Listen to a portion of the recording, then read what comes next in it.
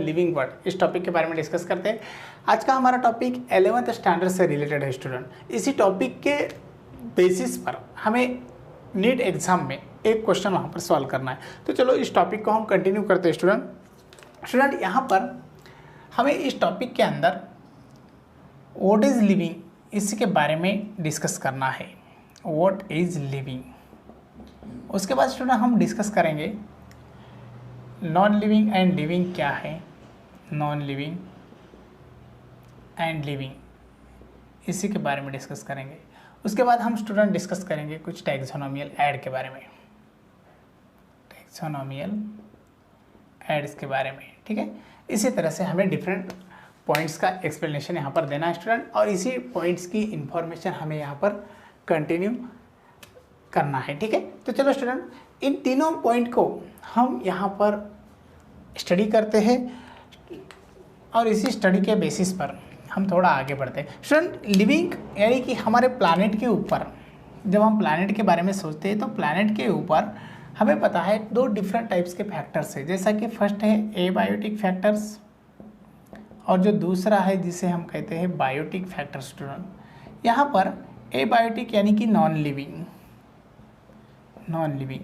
And जो biotic है यानी कि लिविंग।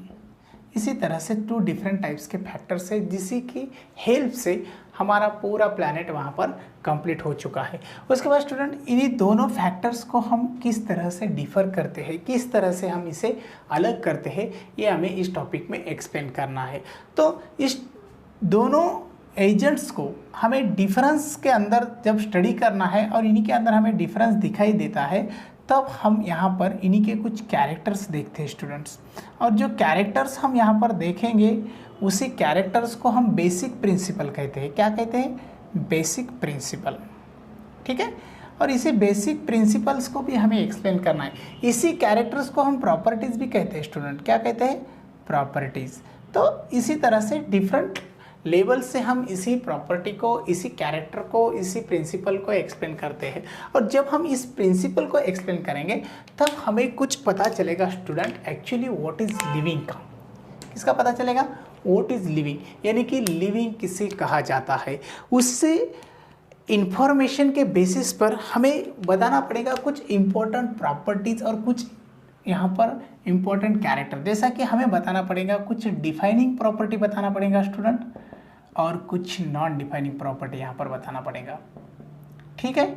और जब हम इन्हीं डिफाइनिंग और नॉन डिफाइनिंग प्रॉपर्टीज़ को एक्सप्लेन करेंगे उसके बाद हमें पता चलता है एक्चुअली लिविंग किसे कहा जाता है, ठीक है। चलो आगे बढ़ते हैं स्टूडेंट। यहाँ पर हम कैरेक्टर्स के साथ स्टडी करते हैं। जैसा कि किसी तरह का जो ऑब्जेक्ट है आइदर वो लिविंग रहेगा या नॉन लिविंग रहेगा तो उसी के अंदर हमें कुछ प्रॉपर्टीज़ और कैरेक्टर दिखाई देते हैं। जैसे कि फर्स्ट कैरेक्टर है जिसे हम कहते हैं ग्रोथ, सेकंड जो है उसे हम कहते हैं रिप्रोडक्शन, थर्ड है उसे हम कहते हैं मेटाबॉलिज्म, और स्टूडेंट जो लास्ट है उसे हम कहते हैं स्टिम्युलेशन। इसी तरह से कुछ इंपॉर्टेंट कैरेक्टर्स हमें वहाँ पर एक्सप्लेन करना है स्टूडेंट। इसी कैरेक्टर के बेसिस पर अगर हम ग्रोथ को जब एक्सप्लेन करते हैं तो हमें फर्स्ट पॉइंट यहाँ पर एक्सप्लेन करना पड़ेगा। जैसा कि हम ग्रोथ के बारे में डिस्कस करते हैं तो हमें पता चलता है ग्रोथ यानी कि increase in body mass and also student increase in volume, इसे हम ग्रोथ कहते हैं। क्या कहते हैं स्टूडेंट? ग्रोथ एक परमानेंट चेंज है और वो चेंज हमें दो डिफरेंट टाइप्स के एजेंट्स में दिखाई देता है। जैसा कि हम एग्जांपल के तौर पर बता सकते हैं ग्रोथ प्रॉपर्टीज हमें माउंटेन के अंदर दिखाई देती है, माउंटेन्स। उसके बाद सैंड यानी कि student growth property non living के अंदर दिखाई देती है, ठीक है। उसके बाद लिविंग के अंदर भी दिखाई देती है। सेकंड एग्जांपल हम यहाँ पर लेते हैं जैसा कि कुछ एनिमल्स है। जब यहाँ पर हम दो डिफरेंट एग्जाम्पल लेते हैं, उसी के अंदर एक लिविंग रहेगा दूसरा नॉन लिविंग रहेगा, तो स्टूडेंट कन्फ्यूजन बढ़ सकता है। अभी यहाँ पर देखो, जो नॉन लिविंग है उसी की जो ग्रोथ है वो हमें कुछ इस तरह से दिखाई देती है स्टूडेंट। जैसा कि नॉन लिविंग जो ग्रो होता है वो ग्रो होता है एक्सटर्नल रीजन से, एक्सटर्नल रीजन, ठीक है। उसके बाद जो लिविंग है उसी की ग्रोथ है internal as well as external, ठीक है। यानी कि living organism internally as well as externally grow होता है और जो नॉन लिविंग है वो ओनली एक्सटर्नली ग्रो होता है। यहाँ पर एक्सटर्नली किस तरह से ग्रो होता है स्टूडेंट? सपोज हमने यहाँ पर माउंटेन का स्ट्रक्चर ड्रॉ किया है, इसी माउंटेन के स्ट्रक्चर के ऊपर हमें कुछ इस तरह से डिपोजिशन दिखता है स्टूडेंट, और जो डिपोजिशन दिखाई दे रहा है वो डिपोजिशन है कुछ डस्ट पार्टिकल्स का। किसका है? डस्ट पार्टिकल्स का, ठीक है। ये जो डस्ट पार्टिकल का डिपोजिशन है, ये डस्ट पार्टिकल का डिपोजिशन वहाँ पर हमें दिखाई देता है। इसी तरह से हम उसी की ग्रोथ बढ़ा सकते हैं, ठीक है। तो यहाँ पर हमें पता चलता है जो माउंटेन्स की प्रीवियस लेंथ थी उसी से ज़्यादा इस टाइम लेंथ बढ़ चुकी है, तो हम बता सकते हैं माउंटेन आल्सो ग्रो। इसी के बेसिस पर हमें पता चलता है, ग्रोथ के बारे में हम श्योरली नहीं बता सकते, इसीलिए growth as a non defining property. कैसी property student? Growth is non defining property. अगर ग्रोथ नॉन डिफाइनिंग प्रॉपर्टी है, ठीक है। उसके बाद हम रिप्रोडक्शन के बारे में डिस्कस करते हैं स्टूडेंट। सेकंड पॉइंट हम यहाँ पर लेते हैं जिसका हम कहते हैं रिप्रोडक्शन। रिप्रोडक्शन स्टूडेंट, रिप्रोडक्शन यानी क्या? रिप्रोडक्शन यानी कि प्रोसेस है जिस प्रोसेस के अंदर organism own kind of individual produce करता है, खुद के जैसा दूसरा इंडिविजुअल ऑर्गेनिज्म प्रोड्यूस करता है, उसी को हम रिप्रोडक्शन कहते हैं। और यही रिप्रोडक्शन की जो प्रॉपर्टी है वो प्रॉपर्टी हमें लिविंग के अंदर दिखाई देती है। और लेकिन जब हम एग्जाम्पल लेते हैं तो कुछ म्यूल्स है स्टूडेंट, म्यूल्स यहाँ पर तो नॉन रिप्रोड्यूस है, वो रिप्रोड्यूस नहीं कर सकते, रिप्रोडक्शन नहीं कर सकते। अगर म्यूल्स रिप्रोडक्शन नहीं करते तो उससे नॉन लिविंग नहीं कहा जाता, वो तो लिविंग है। सिर्फ इन्हीं के अंदर प्रॉपर्टी जो है रिप्रोडक्शन की वो लूज हो चुकी है। उसके बाद में कुछ स्टेराइल वर्कर बीज है स्टूडेंट, वर्कर बीज। ये जो वर्कर बीज है इन्हीं के अंदर भी प्रॉपर्टी जो है रिप्रोडक्शन की वो लूज हो चुकी है। उसके बाद स्टूडेंट कुछ इनफर्टाइल कपल्स है, इनफर्टाइल्स कपल्स जिन्हीं के अंदर भी लूज हो चुके हैं रिप्रोडक्शन की प्रॉपर्टी। तो इन्हीं सभी को हम नॉन लिविंग नहीं कह सकते, यानी कि हमें पता चलता है कुछ एक्सेप्शन रिप्रोडक्शन के अंदर भी हमें दिखाई देते हैं। इसीलिए reproduction also known defining property, reproduction भी वहाँ पर नॉन डिफाइनिंग प्रॉपर्टी है। उसके बाद हम थोड़ा आगे बढ़ते हैं। आगे बढ़ने के बाद हमें पता चलता है मेटाबॉलिज्म स्टूडेंट। इसी कैरेक्टर को हम एक्सप्लेन करते हैं, यानी कि थर्ड नंबर के कैरेक्टर को हम एक्सप्लेन करेंगे, मेटाबॉलिज्म। अभी यहाँ पर मेटाबॉलिज्म यानी क्या स्टूडेंट? मेटाबॉलिज्म एक प्रोसेस है जिस प्रोसेस के अंदर कैटाबॉलिक रिएक्शन, एनाबॉलिक रिएक्शन दोनों तरह के रिएक्शन कंप्लीट होते हैं, यानी कि बायोकेमिकल रिएक्शंस कंप्लीट होते हैं। जब बायोकेमिकल रिएक्शंस इसी के अंदर कंप्लीट होते हैं तो उसे हम मेटाबॉलिज्म कहते हैं। और every living organism perform such types of the reactions और such types of the properties has to the every living organisms. अब यहाँ पर हम बता सकते हैं जो मेटाबॉलिज्म प्रोसेस है वो तो सेलुलर लेवल से भी हो सकती है और वो तो बॉडी ऑर्गेनाइजेशन लेवल से भी हो सकती है। यानी कि हमें पता चलता है किसी तरह का ऑर्गेनिज्म जो है वो यहाँ पर क्या कर सकता है, मेटाबॉलिज्म प्रोसेस कर सकता है। मेटाबॉलिज्म प्रोसेस यूनिसेलुलर ऑर्गेनिज्म भी कर सकता है, मल्टीसेलुलर ऑर्गेनिज्म भी कर सकता है, और metabolism process all type of the living organism perform कर सकते हैं। यानी कि इसी के अंदर हमें पता चलता है कैटाबॉलिक रिएक्शन है और इसी के अंदर एनाबॉलिक रिएक्शन है। स्टूडेंट, कैटाबॉलिक यानी एनाबॉलिक रिएक्शन यानी क्या? कैटाबॉलिक यानी कि reactions which perform with the help of catalyst, और एनाबॉलिक यानी कि reactions which forms a best product, जिसी को हम बेस्ट प्रोडक्ट भी कहते हैं और फाइनल प्रोडक्ट भी कहते हैं, और नॉन कन्वर्जेबल प्रोडक्ट भी कहते हैं। तो ये एनाबॉलिक की रिएक्शन है। तो इसी तरह से दो डिफरेंट टाइप के रिएक्शंस इसी मेटाबॉलिज्म के अंदर हो सकते हैं और इसी के बेसिस पर हम इसे कहते हैं metabolism is a defining property. क्या है student? Metabolism is a defining property. ठीक है, इसी तरह से मेटाबॉलिज्म एक डिफाइनिंग प्रॉपर्टी है। उसके बाद स्टूडेंट लास्ट जो पॉइंट है हमारा और जो लास्ट जो बेसिक प्रिंसिपल है, लास्ट जो कैरेक्टर है, वो कैरेक्टर अब यहाँ पर हम लिखेंगे जिसे कहते हैं स्टिम्युलेशन। स्टूडेंट इसी स्टिम्युलेशन को हम एक्सटर्नल रिस्पॉन्ड कहते हैं। एक्सटर्नल रिस्पॉन्ड यानी क्या? स्टूडेंट एटमॉस्फेयर के अंदर अगर टेम्परेचर बढ़ता है तो हम उससे स्टिमुलेशन दे सकते हैं, रिस्पॉन्स दे सकते हैं, उसी के बेसिस पर हमारे बॉडी के अंदर हम चेंजेस कर सकते हैं। उसके बाद any organisms also response to the atmosphere as their changes, तो उसे हम कहते हैं एक्सटर्नल स्टिमुलेशन। लेकिन इसी के ऊपर हमें एक एक्सेप्शन दिखाई देता है, जैसा कि कोमा पेशेंट है। स्टूडेंट कोमा पेशेंट के बारे में जब हम डिस्कस करते हैं तो coma patient as a brain dead patient है। जो ब्रेन डेड पेशेंट है उसी को रिस्पांस नहीं मिलता है, उसी को कुछ इन्फॉर्मेशन नहीं मिलती है, उसके अराउंड में कौन है, उसके अराउंड में डॉक्टर्स है या उसके अराउंड में कुछ अदर कंडीशंस चल रहे हैं, उसी के बारे में रिस्पांस नहीं मिलता है। लेकिन यही पेशेंट रिस्पांस देता है स्टूडेंट ड्रग्स को, मेडिसिन को, और कुछ जो इन्फॉर्मेशंस है, जो इन्फॉर्मेशंस जैसा कि हम मेडिसिन के तौर पर बता सकते हैं, कुछ सिरप्स के बारे में भी हम सोच सकते हैं।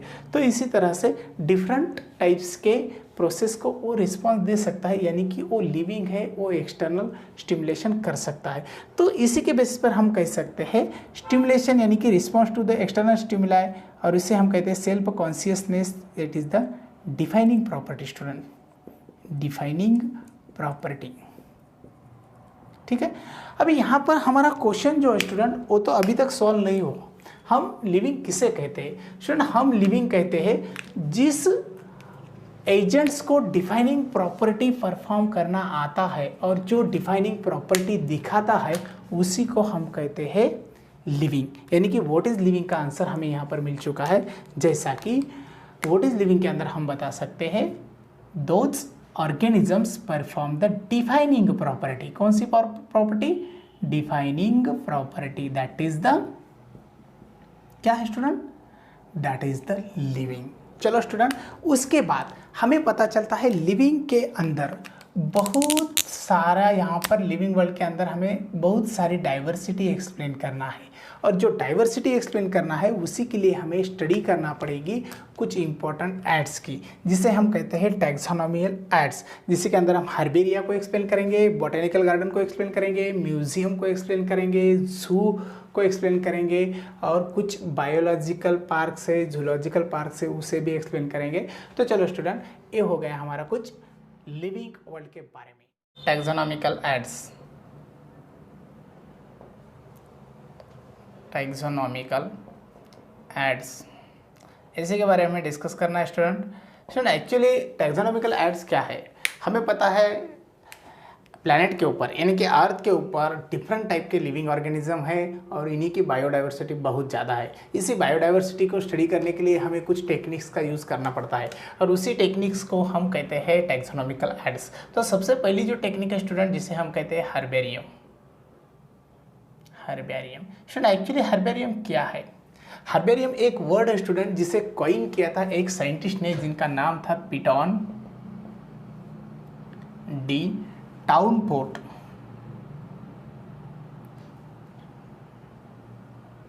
इन्होंने उसे क्या किया था? कॉइन किया था। उसके बाद हर्बेरियम ये जो टेक्निक है, इसी टेक्निक को इनिशिएट किया था एक साइंटिस्ट ने, जो साइंटिस्ट इटालियन थे, जिनका नाम यहाँ पर हम लिखते हैं। उन्हीं साइंटिस्ट को हम ल्यूका गिनी इन्हीं नाम से जानते हैं स्टूडेंट। तो हर्बेरियम के बारे में इसी तरह से कुछ हिस्टोरिकल बैकग्राउंड है। उसके बाद हर्बेरियम स्टूडेंट एक्चुअली क्या है? तो हर्बेरियम एक प्रोसेस है, एक टेक्निक है, जिस टेक्निक के अंदर क्या किया जाता है? इसी टेक्निक के अंदर प्लांट्स को, यानी कि प्लांट्स का कौन सा ही हम पार्ट लेते, जैसा कि शूट का पार्ट हमने लिया, प्लांट्स के पार्ट को प्रेस किया जाता है स्टूडेंट, उसे ड्राइड किया जाता है और उसके बाद प्रेस और ड्राइड के बाद उसे स्टिक किया जाता है स्टूडेंट। अभी एक्चुअली स्टिक कहाँ पर किया जाता है? जो स्टिक किया जाता है वो किया जाता है पेपर शीट के ऊपर, ठीक है। इसी तरह से हर्बेरियम का कुछ अलग सा यहाँ पर टेक्निक है। पेपर शीट के ऊपर उसे स्टिक किया जाता है और उसे मेंटेन किया जाता है एक फाइल के अंदर, और जब एजुकेटर उसे स्टडी करना चाहते हैं तो इसी फाइल को हम हर्बेरियम के फाइल को निकाल कर उसी की स्टडी कर सकते हैं। यानी कि ये जो टेक्निक है वो एजुकेटर के लिए बहुत ही इम्पॉर्टेंट है स्टूडेंट। उसके बाद एक्चुअली जो हम साइज़ यूज़ कर रहे हैं पेपर की, वो साइज़ के बारे में हमें पता होना चाहिए। जो पेपर शीट है स्टूडेंट वो कुछ इस तरह से, और इसी पेपर शीट के ऊपर हमें पता चलता है कुछ इम्पोर्टेंट इन्फॉर्मेशन वहाँ पर लिखना ज़रूरी है। एक्चुअली जो पेपर शीट है उसी की साइज़ भी हमें पता होना ज़रूरी है। जो साइज़ दी वाली है वो साइज़ है 29 सेंटीमीटर और यहाँ पर दी वाली है 45 सेंटीमीटर, ठीक है। 29 एंड 45 सेंटीमीटर ये जो साइज़ है ये आइडियल साइज़ है स्टूडेंट। ये साइज़ हम इंडिया में यूज़ करते हैं। उसके बाद हमें जो कुछ भी यहाँ पर स्पेसिमन लेना है, जो प्लांट लेना है, उसी की इन्फॉर्मेशन हम राइट कॉर्नर में लिखते हैं। यहाँ पर उसी की इन्फॉर्मेशन रहेगी। इन्फॉर्मेशन के दौर पर हम बहुत सारी इन्फॉर्मेशन लिख सकते हैं, उसी के बारे में हम डिटेल एक्सप्लेनेशन दे सकते हैं और उसके बारे में हम डिस्कस करेंगे। अभी यहाँ पर जो प्लांट हमने लिया है वो प्लांट का शूट है, वो कुछ इस तरह से हमने उसे मेंटेन किया है, उसे प्रेस किया है और उसे ड्राई होने के बाद स्टिक भी किया है स्टूडेंट पेज के ऊपर। तो ये कुछ हो गया हमारा प्लांट, ठीक है।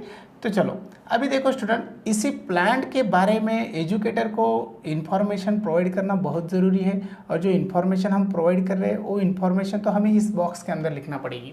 जो बॉक्स हमने राइट साइड कॉर्नर को किया है उसी बॉक्स को हम इन्फॉर्मेशन बॉक्स भी कहते हैं, और इसी इन्फॉर्मेशन बॉक्स के अंदर हम कुछ डिटेल इन्फॉर्मेशन देते हैं स्टूडेंट। अभी डिटेल इन्फॉर्मेशन क्या दे सकते हैं? जैसे कि हम यहाँ पर लिख सकते हैं साइंटिफिक नेम,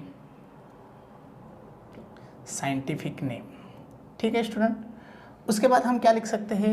लोकल नेम भी लिख सकते हैं स्टूडेंट, लोकल नेम। उसके बाद हमें लिखना पड़ेगा इसी स्पेसिमन को किसने कलेक्ट किया, उसी का नाम, यानी कि हम कलेक्टर्स का नेम लिख सकते हैं, कलेक्टर्स नेम।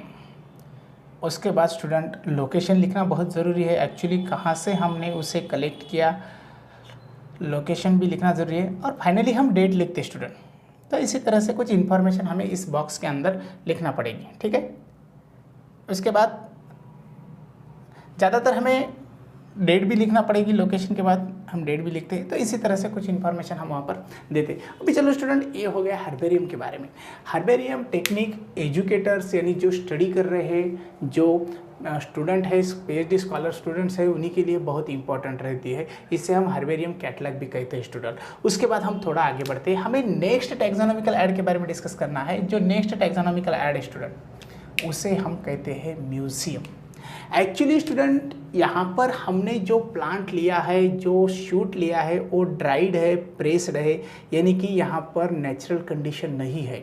उसी तरह से म्यूज़ियम के अंदर भी नेचुरल कंडीशन नहीं होती है। सेकंड जो हमारा यहाँ पर इम्पोर्टेंट एड्स है उसे हम म्यूज़ियम कहते हैं। म्यूज़ियम एक्चुअली क्या है? तो एक प्लेस है स्टूडेंट, जिस प्लेस के अंदर हम एनिमल्स को, इंसेक्ट को और उसके बाद कुछ प्लांट्स जो है उन्हीं को भी यहाँ पर प्रिजर्व कर सकते हैं। अभी प्रिजर्व का मीनिंग आपके समझ में आ चुका होगा। प्रिजर्व करते हैं, प्रिजर्व करना यानी कि उन्हें स्टोर करना। लेकिन स्टोर करते समय हमें पता चलता है इन्हीं के अंदर कुछ बायोकेमिकल चेंजेस होकर इन्हीं की बॉडी खराब नहीं होना चाहिए, इन्हीं की बॉडी अच्छी तरह से मेंटेन रहना चाहिए। तो उसी के लिए हमें क्या करना पड़ता है स्टूडेंट? एक अल्कोहलिक लिक्विड यानी कि फॉर्माल्डिहाइड लिक्विड यूज़ करना पड़ता है। फिर हम यहाँ पर क्या कर सकते हैं? फॉर्माल्डिहाइड यूज़ कर सकते हैं। और जो फॉर्माल्डिहाइड हम यूज़ कर रहे हैं उन्हीं का प्रोपोर्शन हम लेते हैं स्टूडेंट 10 to 40%। ये फॉर्माल्डिहाइड, ये एग्जाम में पूछे वाला है। उसके बाद स्टूडेंट जो म्यूज़ियम है, उसी म्यूज़ियम के अंदर हमें क्या करना पड़ेगा? जो लार्ज एनिमल है उन्हीं को भी स्टोर किया जाता है स्टूडेंट, और उन्हीं को भी प्रिजर्व किया जाता है। लेकिन लार्ज एनिमल को हम क्या कर सकते हैं? ग्लास बॉक्स के अंदर प्रिजर्व कर सकते हैं। ग्लास बॉक्स के अंदर उन्हें एयर टाइट कंडीशन में रख सकते हैं। जो स्मॉलेस्ट यानी कि जो माइन्यूट इंसेक्ट वगैरह है, जो इंसेक्ट साइज़ में छोटे हैं, उन्हें हम पिनिंग भी कर सकते हैं स्टूडेंट। एक्चुअली पिनिंग क्या है? पिनिंग यानी कि उसे हम स्टफ कहते हैं। वो एनिमल के लिए भी यूज़ कर सकते हैं हम स्टफ। तो इसी तरह से स्टफ वहाँ पर किया जाता है। उसके बाद स्टूडेंट हम और म्यूज़ियम के बारे में क्या बता सकते हैं? म्यूज़ियम को हम एक डायग्राम के थ्रू समझ सकते हैं। जैसा कि हमें पता है यहाँ पर एक ग्लास जार है स्टूडेंट, और इसी ग्लास जार के अंदर हमने क्या किया है, एक इंसेक्ट लिया है। जैसा कि हम यहाँ पर इंसेक्ट की डायग्राम निकालते हैं, इसी तरह से एक इंसेक्ट लिया है। जैसा मैं बटरफ्लाई के बारे में यहाँ पर डायग्राम ड्रॉ करता हूँ, इसी तरह से स्टूडेंट एक इंसेक्ट हमने यहाँ लिया है। इंसेक्ट जो लिया उसे हमने पिनिंग की स्टूडेंट, पिनिंग की यानी कि ग्लास जार में उसे हमने रखा है। और ग्लास जार में हम इसे जब रखते हैं स्टूडेंट, तो इसी के कॉर्नर में हम कुछ इन्फॉर्मेशन देते हैं।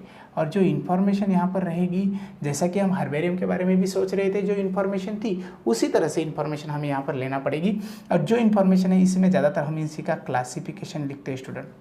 और जो क्लासिफिकेशन हम लिखते हैं तो वो क्लासिफिकेशन हमें डिस्कस करना यानी कि स्टडी के दौर पर बहुत इंपॉर्टेंस देता है। ठीक है, उसके बाद ये कुछ हो गया म्यूज़ियम के बारे में। और म्यूज़ियम को हम एज अ विज़िट कर सकते हैं स्टूडेंट। विज़िट क्यों कर सकते हैं? टू स्टडी तो हमें पता है, और कुछ पिकनिक के दौर पर भी हम उसे स्टडी कर सकते हैं। पिकनिक के दौर पर भी हम उसे स्टडी कर सकते हैं, एंजॉय के दौर पर भी हम उसे स्टडी कर सकते हैं, विजिट कर सकते हैं। तो ये हो गया म्यूज़ियम के बारे में। थोड़ा आगे बढ़ते हैं स्टूडेंट। अभी यहाँ पर हमने जो दोनों एड्स देखे हैं, दोनों एड्स के अंदर हम स्पेसिमन यूज़ कर रहे हैं। स्पेसिमन किसे कहा जाता है? जो नॉन लिविंग पोजीशन में दिखाई दे रहा है स्टूडेंट। कौन से पोजीशन में दिखाई दे रही है? Non living. तो उसे हम क्या कहेंगे? उसे हम स्पेसिमन कहेंगे। लेकिन अब हम जो दो इम्पोर्टेंट एड्स देख रहे हैं, वो एड्स के बारे में हम जब डिस्कस करेंगे तो हम स्पेसिमन नहीं कहेंगे, हम कहेंगे लिविंग्स। क्यों लिविंग कहेंगे? क्योंकि हम यहाँ पर नेचुरल कंडीशन में इस म्यूजियम की डेवलपमेंट कर रहे हैं।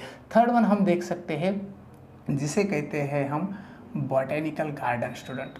एक्चुअली गार्डन वर्ड से हम सभी को पता चलता है, एक्चुअली गार्डन यानी कि जो प्लांट्स है वो प्लांट्स नेचुरली ग्रो हो रहे हैं स्टूडेंट। कैसा हो रहे हैं?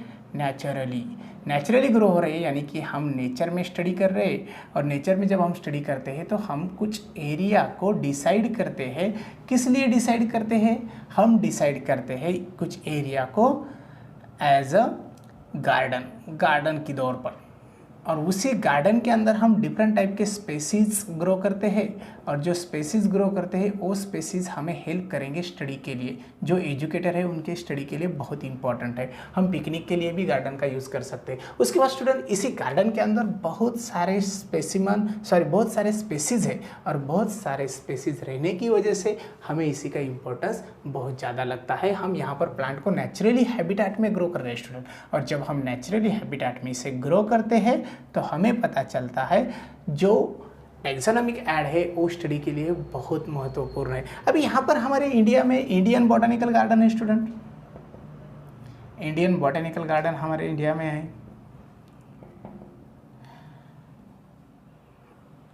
और कुछ गार्डन है स्टूडेंट, जैसा कि रॉयल बॉटनिकल गार्डन भी है।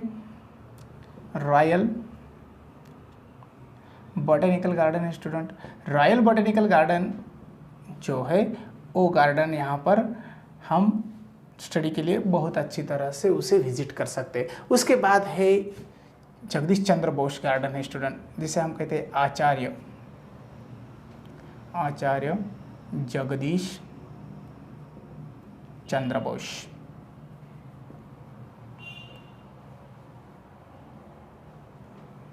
ठीक है, जगदीश चंद्र बोस, इस तरह से एक गार्डन है। अभी स्टूडेंट कुछ गार्डन है जो फेमस रहते हैं, उन्हीं के अंदर कुछ डिफरेंट स्पेसीज रहती है और वो स्टडी के लिए बहुत फेमस है। जैसा कि आचार्य जगदीश चंद्र बोस के बारे में हम डिस्कस करते हैं तो हमें पता चलता है गार्डन फेमस है एक इम्पॉर्टेंट इन्फॉर्मेशन के लिए, जिसी के अंदर है बनियान ट्री। क्या है स्टूडेंट? Banyan tree. और ये जो बनियान ट्री है, ये बनियान ट्री 250 ईयर्स ओल्ड की है स्टूडेंट। कितना? 250 ईयर्स ओल्ड। इसी प्लांट का और एक खासियत है, जिसी को 2800 प्रॉप रूट्स है, उसी के लिए ये बहुत इंपॉर्टेंट और महत्वपूर्ण है। चलो स्टूडेंट, ये हो गया कुछ बॉटेनिकल गार्डन के बारे में। अब हम नेक्स्ट देखते हैं जिसे हम कहते हैं जूलॉजिकल पार्क। क्या कहते हैं स्टूडेंट? Zoological park. हम जूलॉजिकल पार्क के बारे में डिस्कस करते हैं, that is the fourth one, zoological park, जिसे हम बायोलॉजिकल पार्क्स भी कहते हैं। स्टूडेंट जूलॉजिकल पार्क्स यानी बायोलॉजिकल पार्क्स, इन्हीं के अंदर हम लिविंग ऑर्गेनिज्म के बारे में ज़्यादातर डिस्कस करेंगे। हमें पता है जूलॉजिकल पार्क यानी कि जैसा बॉटेनिकल गार्डन है उसी तरह से एक प्लेस है स्टूडेंट, और इसी प्लेस के अंदर टोटल लिविंग ऑर्गेनिज्म को रखा जाता है। और जो लिविंग ऑर्गेनिज्म रहते हैं वो नेचुरली ग्रो होते हैं। कैसे होते हैं? Naturally grow. नेचुरली ग्रो होने की वजह से हमें पता चलता है ये नेचर के अंदर प्रेजेंट रहने वाला एक गार्डन है, और जिसी को हम स्टडी के दौर पर यूज़ कर सकते हैं। यहाँ पर ज़्यादातर इसी का यूज़ होता है एजुकेटर को, और एजुकेटर इसे विजिट करके स्टडी कर सकते हैं। स्टडी के वास्ते हम इसी गार्डन को यूज़ करते हैं, इसी पार्क को यूज़ करते हैं। स्टूडेंट जूलॉजिकल पार्क के अंदर जो एनिमल्स है वो एनिमल्स एज नेचुरली रह सकते हैं, और जब ये एज नेचुरली रहेंगे तो उसे हम क्या कहेंगे? Regular habitat. रेगुलर हैबिटेट से वो रह सकते हैं। तो इसी तरह से जूलॉजिकल पार्क हमारे इंडिया के दौर पर हम बता सकते हैं, हमारे इंडिया में टाइगर के लिए, कुछ एलिफेंट के लिए और डिफरेंट एनिमल, जैसा कि हम कुछ एक्वाटिक एनिमल्स के लिए भी इसी का स्टडी कर सकते हैं। उसके बाद हम इंदौर के अंदर भी गार्डन के बारे में देख सकते हैं, इस जूलॉजिकल पार्क के अंदर स्टडी कर सकते हैं और जूलॉजिकल पार्क के बारे में सोच सकते हैं इंदौर। उसके बाद में औरंगाबाद भी है इसी तरह से। तो इसी तरह से कुछ इंपॉर्टेंट इन्फॉर्मेशन यहाँ पर हो चुके हैं स्टूडेंट, इसे कहते हैं हम टैक्सोनॉमिक